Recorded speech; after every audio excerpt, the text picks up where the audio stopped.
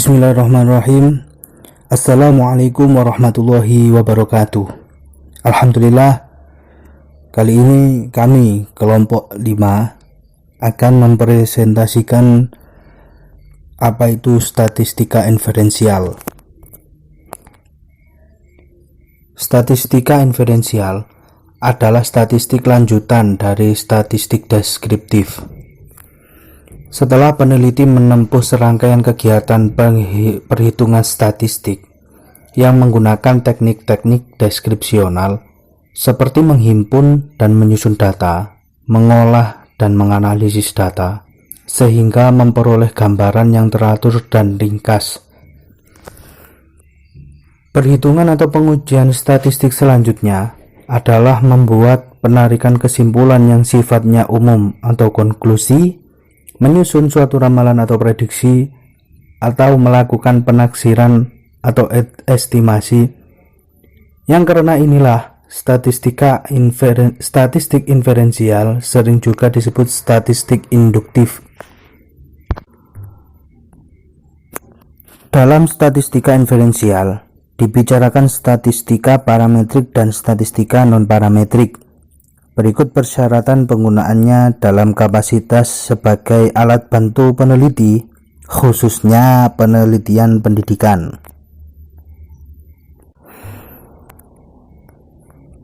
Persyaratan lain yang diperlukan dalam membahas statistika inferensial adalah yang berkenaan dengan pengujian homogenitas dan pengujian linearitas data. Penggunaannya disesuaikan dengan teknik atau rumus statistika yang digunakan, apakah bentuk korelasional atau komparasional.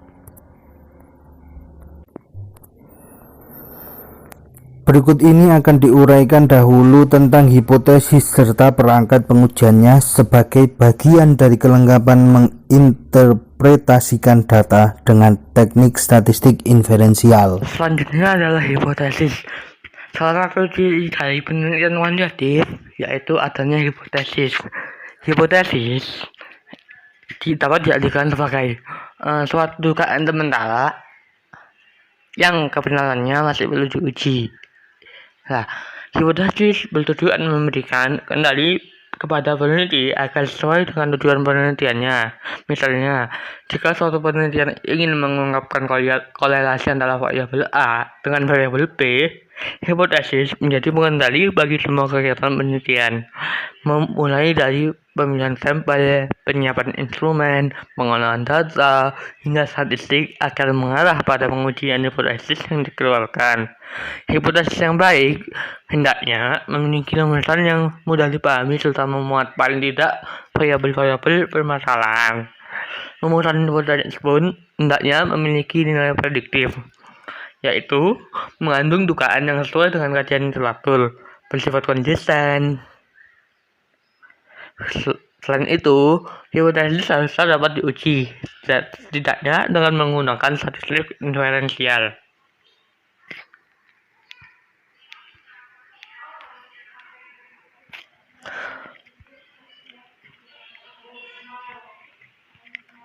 Hipotesis terbagi secara umum dapat dibagi menjadi 3 bagian.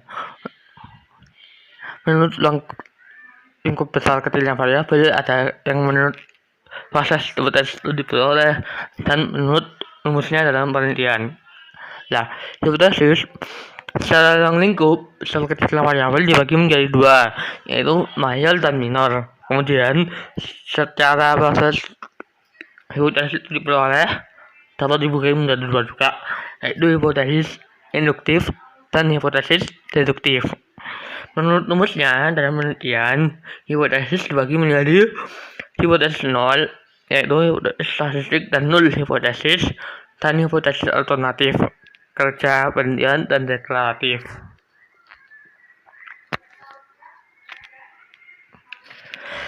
Jenis hipotesis menurut pembagian terakhir ini belum mendapat perhatian utama dari setiap peneliti. Hipotesis alternatif adalah rumusan hipotesis yang dirumuskan peneliti dalam penelitiannya, sedangkan hipotesis 0 adalah hipotesis pandangan dari hipotesis alternatif yang akan diuji si peneliti dengan menggunakan perhitungan statistik. Sebagai ilustrasi, diketahui landasan bahasa telah menemukan kesimpulan bahwa teknik membaca model tertentu dapat meningkatkan kemampuan dan kecepatan membaca para mahasiswanya. Generalisasi ini dibuat atas dasar penelitian yang ia lakukan terhadap dua kelompok mahasiswanya, tentu saja kelompok eksperimen dan kelompok kontrol. Di sini ada lanjutannya, bisa dibaca sendiri dan paham sendiri. Pada kelompok eksperimen itu gamenya, kecepatan bacanya meningkat, rata-rata meningkat. Seberapa? Dari 5,5 poin. Lah, pada kelompok kontrol hanya 4,5 poin. Jadi, terdapat perbedaan mendapat kenaikan gam sebesar 21 poin. Lah, bagi dosen bidang lainnya yang berpikir skeptis, yang skeptis itu melakukan, ia akan bertanya bagaimana kita yakin bahwa perbedaan 21 poin itu diakibatkan oleh pemberian perlakuan berupa teknik membaca model tertentu. Mungkinkah perbedaan itu terjadi karena kebetulan saja? Nah, pertanyaan skeptis model ini dalam istilah statistik itu disebut hipotesis nul, atau maksudnya bahwa perlakuan treatment yang diberikan dan itu tidak memberi pengaruh atau perbedaan apa-apa, bisa biasa saja karena kebetulan. Kebalikan dari hipotesis nol adalah hipotesis alternatif. Apa itu? Hipotesis yang menyatakan bahwa sesuatu itu terjadi atau terpengaruh berbeda akibat perlakuan dalam penelitian yang dimaksud. Artinya ada pengaruhnya. Pada kasus di atas, hipotesis alternatifnya adalah hipotesis kausal yang menyatakan bahwa teknik membaca model tertentu dapat meningkatkan kecepatan membaca game para mahasiswanya. Jadi, hipotesis nol ditempatkan sebagai hipotesis tandingan untuk memberi penjelasan atas perbedaan yang dihasilkan dalam penelitian itu hingga sampai pada keyakinan bahwa hipotesis alternatif tidak dilakukan lagi. Nah, hipotesis tadi bagi dua, yaitu hipotesis alternatif dan hipotesis nol. Hipotesis alternatif dibagi dua lagi, yaitu terarah dan tidak terarah. Begitupun juga dengan hipotesis nol, ada yang terarah dan tidak terarah. Nah, hipotesis alternatif terarah yaitu terdapat korelasi yang signifikan antara kemampuan membaca interpretatif dengan kemampuan menulis tulisan di cerpen. Misalnya hipotesis nol tidak terarah, tidak ada perbedaan. Jadi paham ya bedanya?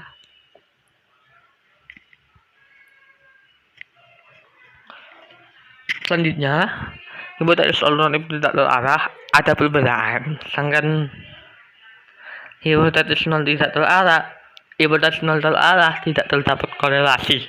Lah, kemudian hipotesis terarah dan ini tidak terarah mendukung penggunaan teknik statistik yang tepat dalam menguji hipotesis tersebut sebagai penarikan kesimpulan.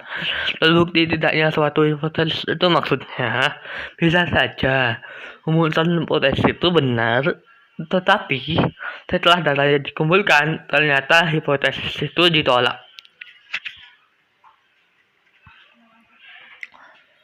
Di sini ada tabel di atas itu ada memperlihatkan dua tipe kekeliruan yang bisa terjadi setelah dilakukan pengujian hipotesis.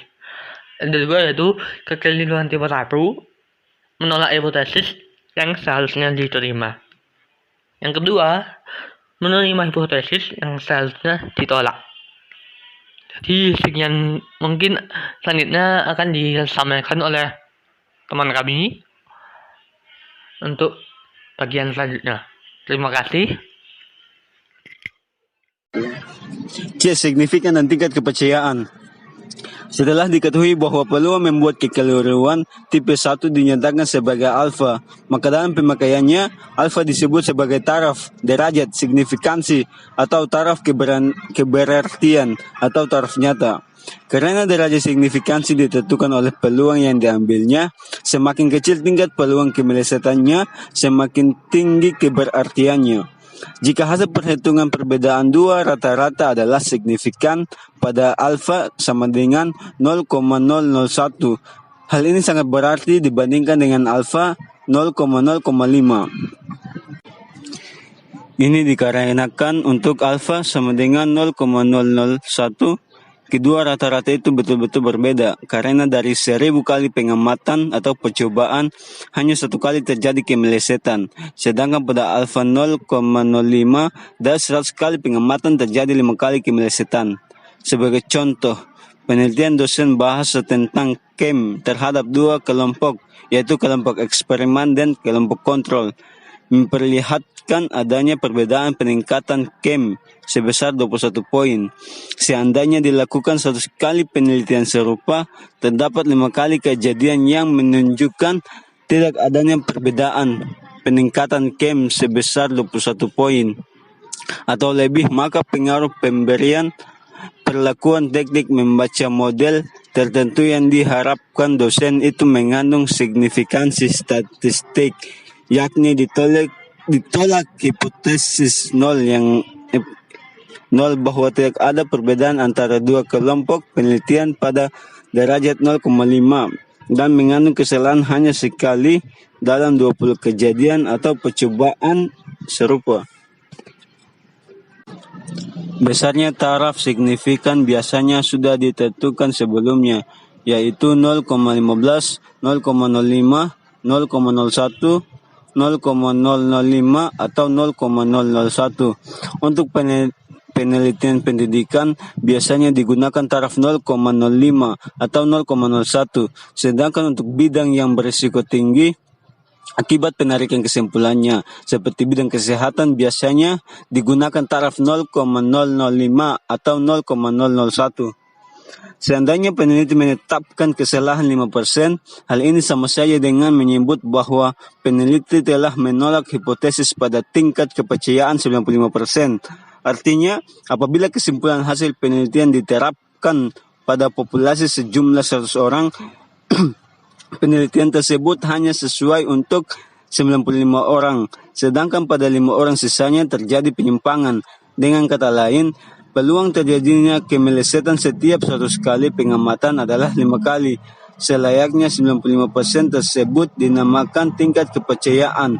Jadi tingkat kepercayaan adalah ukuran keyakinan sang peneliti yang dinyatakan dalam presentasi bahwa ia sanggup mengambil risiko bahwa sesuatu itu dapat terjadi. Apakah 95%, 99%, dan lain sebagainya. Assalamualaikum warahmatullahi wabarakatuh. Saya Ramadan. Saya akan melanjutkan presentasi dari kelompok kami, yaitu kelompok 5, tentang signifikasi dan pengujian hipotesis. Mungkin langsung saja saya jelaskan sedikit. Derajat kebebasan. Derajat kebebasan merupakan tingkat kebebasan untuk bervariasi sehingga tidak terjadi kekeliruan dalam penafsiran derajat. Kebebasan juga sebagai patokan membaca tabel statistik berkenan dengan batas rasio penolakan. Kritis, yaitu pada batas saat suatu hasil perhitungan statistik dapat disebut signifikan. Rumus derajat kebebasan bergantung pada jenis statistik yang digunakan. Pengujian hipotesis, penarikan kesimpulan yang berakhir pada penerimaan atau penolakan hipotesis diawali oleh pengujian hipotesis. Jadi hasil akhirnya adalah dua pilihan berupa diterima atau ditolaknya suatu hipotesis, didampingi pernyataan lain yang berlawanan, sehingga diperoleh hipotesis 0 dan hipotesis alternatif. Beberapa pasangan hipotesis. Pasangan hipotesis 2 ekor atau 2 pihak. Pasangan hipotesis 1 ekor atau 1 pihak kanan. Pasangan hipotesis 1 ekor kiri. Pasangan hipotesis 2 ekor atau 2 pihak. Rumusan hipotesis contoh. Terdapat perbedaan rata-rata belajar antara siswa yang jarak tempat tinggalnya jauh dengan siswa yang tempat tinggalnya dekat dari sekolah, atau dinyatakan dalam hipotesis 0 dan hipotesis 1 menjadi hipotesis 0.2 XH sama dengan XB. Hipotesis 0.2 XH tidak sama dengan XB.